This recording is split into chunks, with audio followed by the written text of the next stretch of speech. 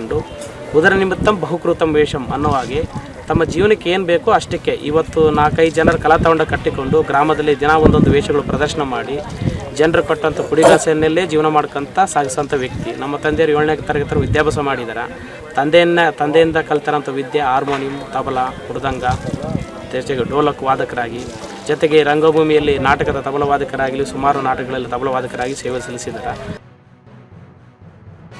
ವೃತ್ತಿ ಕಲಾವಿದರಿಗೆ ಬಂದಿದ್ದರಿಂದ ನಾವು ಅವರಿಗೆ ಒಂದು ಕಲೆ ಅವರಿಗೆ ನಮ್ಮ ಶ್ರೀನಿವಾಸ ಅಣ್ಣರಿಗೆ ಒಂದು ಪ್ರಶಸ್ತಿ ಬಂದಿರೋದು ತುಂಬ ಸಂತೋಷ.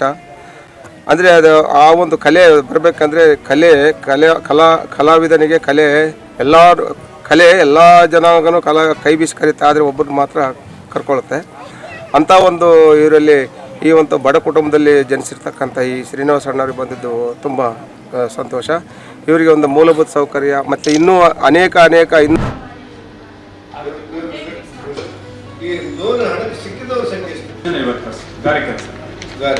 ಈ ಮೂರಕ್ಕೆ ಸ್ಟಾಪ್ ಮಾಡಿದ್ದಾರೆ.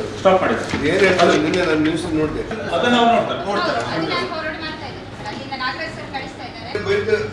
ಸಂಬಳ ಕೊಡಲಿಲ್ಲ ಅಲ್ಲ, ನಿಮಗೆ ಕ್ಲಿಯರ್ ಹೇಳಿದೆ ನೋಡಿ. ನಿಮ್ಮ ಬ್ಯಾಂಕಿನ ಈಗ ನಂಗೆ ಹೇಳಿ, ನೀವು MS ಹೇಳಿ 4865